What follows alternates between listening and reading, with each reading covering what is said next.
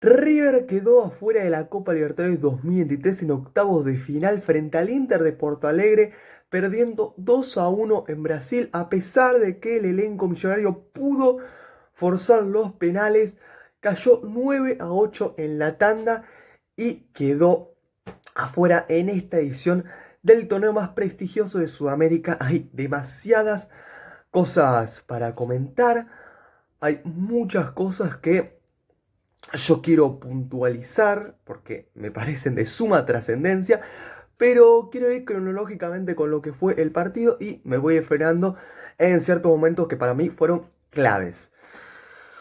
En la previa, sinceramente, al menos yo en lo personal, veía a River como favorito por la forma que ha tenido de jugar a lo largo de este 2023, porque logró dar vuelta el partido de ida con el doblete de Solari, sacó una ventaja mínima, pero considerable.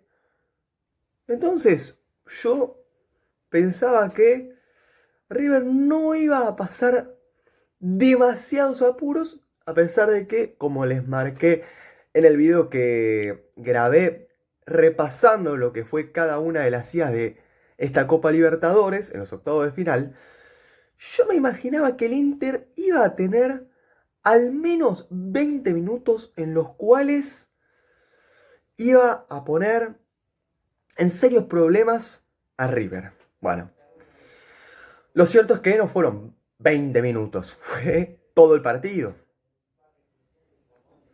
Yo vi a River mermado completamente desde lo físico. De Michele después dijo que no, que para él fue otra cosa. Yo a River, no solamente que lo vi acurrucado, intimidado ante semejante marco, ante semejante responsabilidad, sino que además físicamente hubo cada punto individual de River bajo, pero bajísimo, que me llamó mucho la atención. Mientras que, en contraposición, los jugadores del Inter estaban con un estado físico pletórico. Porque sumando la actitud que tenían los jugadores del Inter mentalmente y en cuanto a condiciones físicas, pasaron por encima de River. Y el desarrollo del partido era para goleada. El tema es que el Inter tampoco es que tenga cracks mundiales. Tampoco es que el Inter se pueda comparar con el plantel del Flamengo o del Palmeiras. El Inter tiene futbolistas interesantes, sí, está habitado en la defensa, que sacó todo y que estuvo muy bien. Tiene al lateral izquierdo René, que fue imperial su encuentro, no solo que no lo pasaron una vez, sino que además sumándose al ataque fue un escándalo. Está en la defensa Bustos, Mercado, en el arco Rochet. Lo tenés a Alan Patrick, que había estado desaparecido en la ida. Bueno, en la vuelta estuvo mucho más incisivo, mucho más participativo y eso Inter lo notó, benefició al Inter el hecho de que Alan Patrick estuviese conectado con el juego constantemente. Y más allá de todos estos nombres que destaqué del Inter que me parecen buenos, obviamente el que más destaca es Ener Valencia, que hizo un partidazo antológico. Lo de Ener Valencia ayer, pero fue de un nivel de un tipo que todavía está para jugar en Europa. O sea, cómo gambeteó, cómo superó constantemente a González Pires el uno contra uno, cómo desbordó, cómo se inventaba situaciones él sola de gol. Después, le costó la definición, sí, no estuvo tan fino de cara a portería, pero lo que fue su partido es para enmarcar, para destacarlo, pero de principio a fin, porque aparte, no es que arrancó bien y poco a poco se fue cayendo, no, creo que fue de menos a más inclusive. habiendo empezado muy bien. La rompió toda en el Valencia. Y creo que el Inter estuvo muy a la altura de las circunstancias. Fue a buscarlo de principio a fin.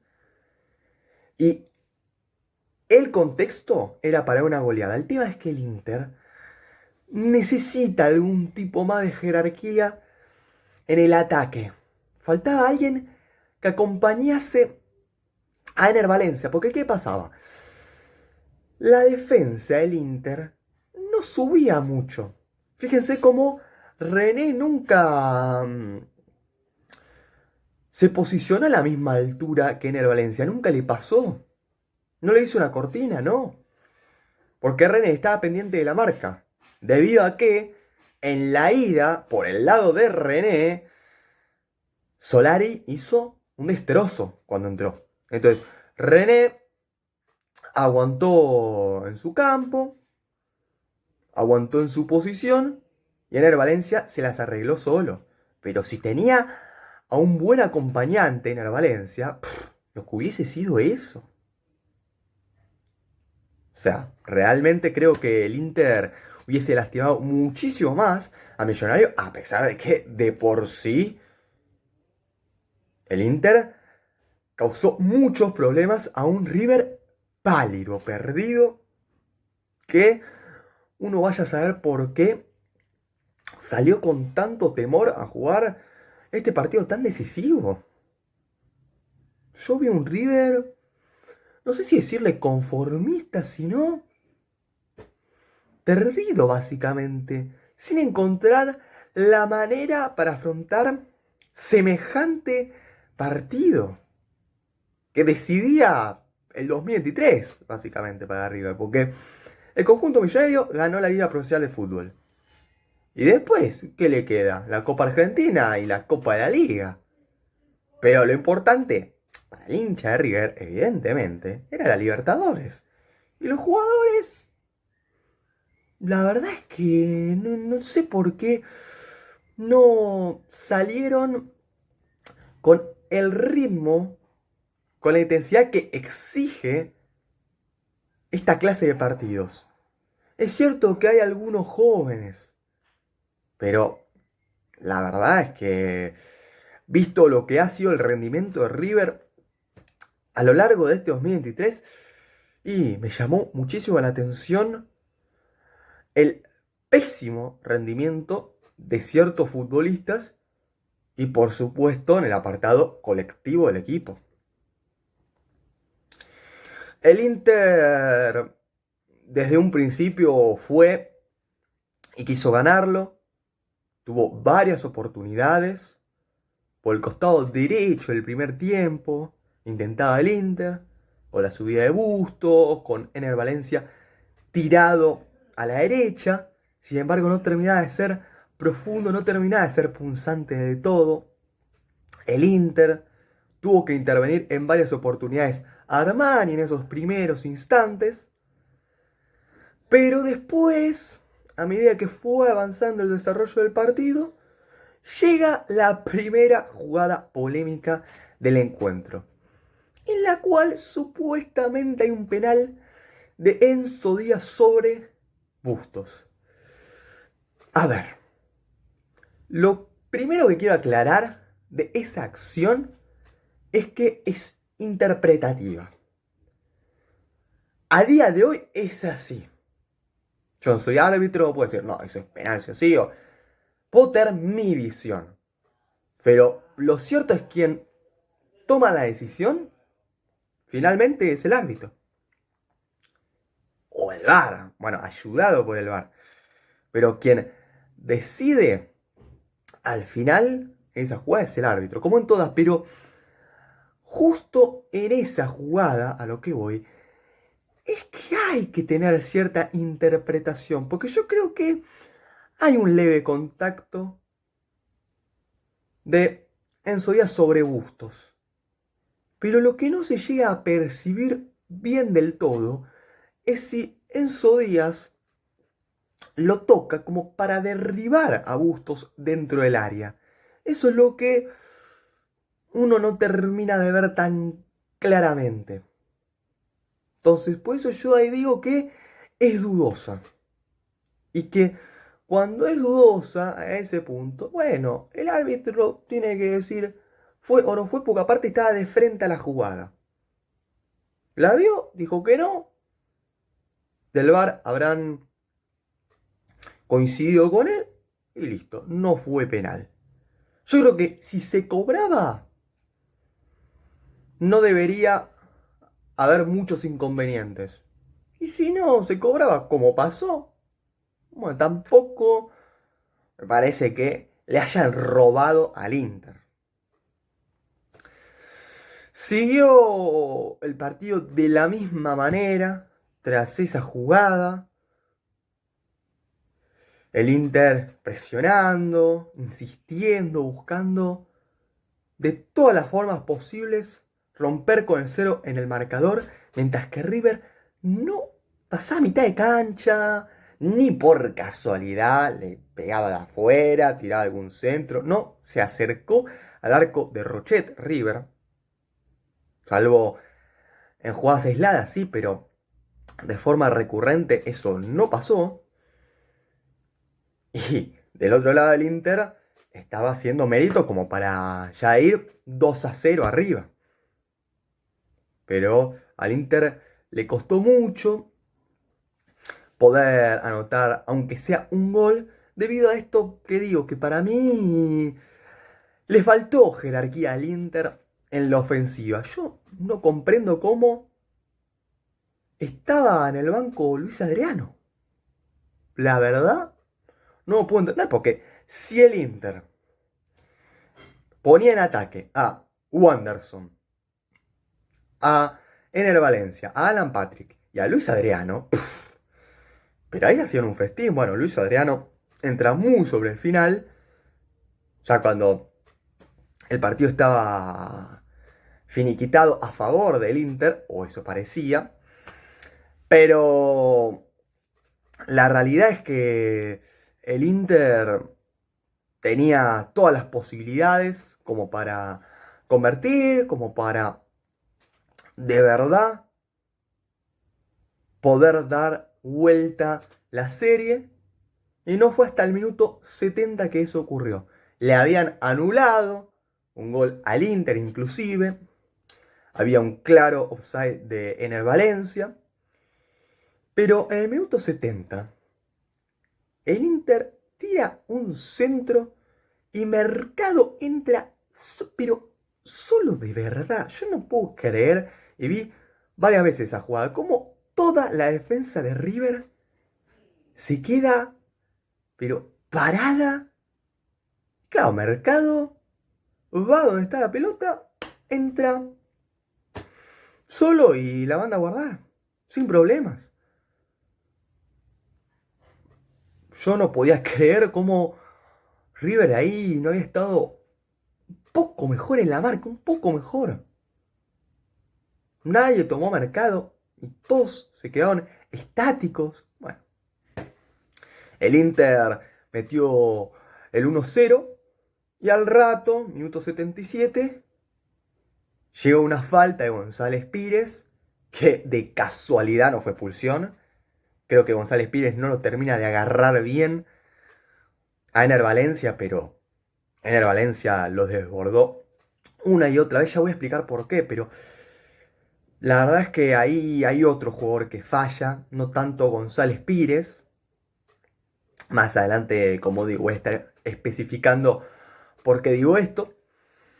González Pires tiene que bajarlo a Ener Valencia porque ya era la 19ª vez que Ener Valencia lo superaba en velocidad. Alan Patrick toma la responsabilidad en ese tiro libre y la manda a guardar con ayuda de González Pires. Para mí, Armani ahí pudo haber hecho algo más. Lo cierto es que Armani le cambia el rumbo, la dirección de la pelota a González Pires, porque rebota en él, pero Armani llega muy tarde y el Inter ahí estaba 2-0. Parecía que no había manera de que River pudiese anotar mínimo un gol, pero River se empezó a poner las pilas. De repente los jugadores se acordaron de que estaban jugando la vuelta de los octavos de final de la Copa Libertadores y River tuvo ocasiones, entró Colidio, entraron futbolistas que le dieron otra cara a River, como Palavecino, Colidio, como digo, y ahí el Millonario mejoró. Ingresó Rojas también desde el banco, y Rojas fue quien terminó convirtiendo el 2-1, minuto 90, en una pelota parada, aislada, y River fue capaz de forzar mínimamente la tanda de penales. En la tanda pasó, bueno, cada cosa ocurrió en esa tanda. Ay, qué cosa la Libertadores, ¿no? Porque cuando uno ya ve el partido, se le pasa cada cosa por la que se dice, no, bueno, el Inter lo pasa por encima. De repente lo empata River. Y después todavía faltaba el plato fuerte. Porque lo de los penales fue algo nunca antes visto, al menos desde mi punto de vista. Capaz ustedes vieron algo parecido en otro lado, en otra liga, en otra competición. A mí no me pasó. Llega la tanda, todos convierten, hasta que llega el turno de Solari, que le pega supuestamente con las dos piernas, mete el gol, pero es invalidado porque le habría dado con ambas piernas. Yo he visto goles de ese estilo en partidos. Me acuerdo uno de Mitrovic con el Fulham en la temporada pasada, que termina anulándose. Por supuesto, recuerdo de Palermo, no porque lo haya visto en vivo, pero por verlo en videos. Ahora, en una tanda de penales, que se dé esta circunstancia, fue increíble. Yo esperaba que se repitiese el penal, pero porque lo que pasó en este penal concretamente es que el punto de penal estaba, pero horriblemente dañado. Porque si el jugador se resbala, y bueno, mala leche, ¿qué vas a hacer? Pero si el punto de penal, a medida que fueron pateando los jugadores del Inter y de River, y se fue dañando, Solari va y se cae, pero por cómo estaba el punto de penal. Por eso yo me imaginaba que se iba a repetir. Lo cierto es que eso no pasó. Patea el jugador del Inter de pena, la manda al palo, siguen pateando en ese sector y después, al cabo de 2 penales más, si no recuerdo mal, el árbitro ahí para y dice, no, para, ahora vamos a cambiar de arco. O sea, yo ahí pero no entendía nada, estaba perdidísimo. ¿Qué hace? O sea, justo ahora. Bueno, resulta que cambian de arco y en el otro erra el sicario Rojas, mete su penal Rochet y el Inter gana 9-8 en una tanda increíble que va a quedar para la historia de la Copa Libertadores, por supuesto. Pero yendo al 1-por-1 de River, es que no se puede salvar nadie, diría. Armani, antes de decir lo que me pareció este partido de Armani, tengo que reconocer que para mí Armani, en los últimos 6, 5 años, inclusive más, ha sido mínimo top 3 arqueros del fútbol sudamericano. Ahora, ayer tuvo una noche bastante dura, porque tiene responsabilidad el segundo gol, el Inter, y después en los penales es que no atajó uno. Y salvo en uno que me acuerdo puntualmente, no estuvo ni cerca de atajar algún penal a Armani. Inclusive, en el que erra de pena, él se tira para el otro lado. O sea, Armani no ha estado para nada bien. Casco, pero lejos fue el peor de la cancha. Y sin tener tantos errores con la pelota.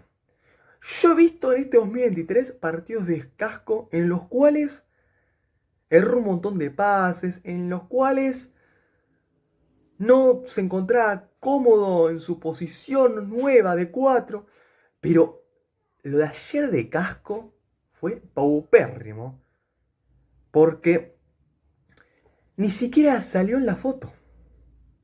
En cada una de las jugadas que tuvo Ener Valencia por la banda izquierda. En un principio del partido, Ener Valencia estaba tirado al costado derecho.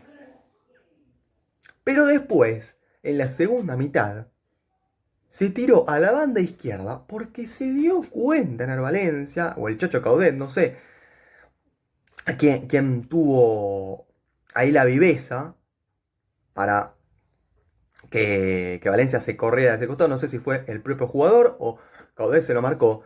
Pero cuando ahora Valencia se movió ahí, hizo lo que quiso. Porque Casco no estaba en ninguna circunstancia. Entonces González Pires tenía que ir a cortarlo. Pero esto se repitió un montón de veces. Y González Pires perdía. Y dejaba pagando a toda la defensa de River. Porque quedaba Paulo Díaz y Enzo Díaz a medias, porque Enzo Díaz también subía. Entonces ahí River tenía un quilombo bárbaro. Y si hubiese estado Luis Adriano, les digo, este partido terminaba 4-0. Por lo que Casco tuvo un error conceptual continuo. No sé si por una cuestión física o por qué, pero gravísimo. Yo hace tiempo vengo diciendo que River necesita un 4. Bueno, ayer quedó demostrado por qué. Y la verdad es que Casco está en sus últimos meses con la camiseta de River. No me cabe la menor duda de esto. En la defensa, González Pires, bueno, hizo lo que pudo. No estuvo bien, evidentemente. Lo superó una y otra vez Ener Valencia en cada uno de los duelos. Pero es que González Pires, de última, debería haberlo ayudado a Casco. No ser él el que constantemente tuviese que cortar a Valencia, pero bueno. Paulo Díaz, en alguna que otra salida, Paulo Díaz estuvo bastante mal. Esa es otra cosa que no comprendí, cómo River, con la presión que metía el Inter, quería salir jugando de abajo. Y en vez de mandarla al recarajo, el primer tiempo sobre todo, González Pires se la daba a Paulo Díaz, que estaba algunos metros más retrasado. Y Paulo Díaz se la daba a Armani, ahí recién despejado. O sea, totalmente innecesario, porque los primeros minutos del partido, bueno, puede ser, pero cuando ya el Inter te avisó 3, 4 veces, y no sigas insistiendo a hacer eso, porque no te sirve de nada, y no le sirvió de nada a River. Inclusive perdió bastantes pelotas por querer salir jugando de abajo. Enzo Díaz fue, qué sé yo, de lo más destacable, pero entre muchas comillas. Tampoco es que Enzo Díaz haya sido la figura del partido, ni por casualidad sufrió por su costado. Pero bueno, en alguna que otra creo que ha defendido medianamente bien. La mitad de la cancha de Enzo Pérez no puedo decir demasiado porque salió reemplazado lógicamente por una cuestión física, no estaba al 100%. Entró Nacho Fernández en su lugar. No entendí por qué esa modificación. Porque aparte no es que faltaba poco. Si vos me decís, bueno, ya estás en el minuto 85 y que entre Nacho Fernández. Total, tenés que ir a buscarlo. Pero Nacho Fernández para compartir el doble 5 con Aliendro, bueno, fue rarísimo eso. Nacho Fernández estuvo fatal, pero horriblemente mal. Alejandro, sí, perdió demasiado en la mitad de la cancha. Ahí hubo una superioridad numérica, pero todo el tiempo del Inter. Y Aliendro es que no podía parar a un Inter arrollador y que ganaba fácilmente en la mitad de la cancha.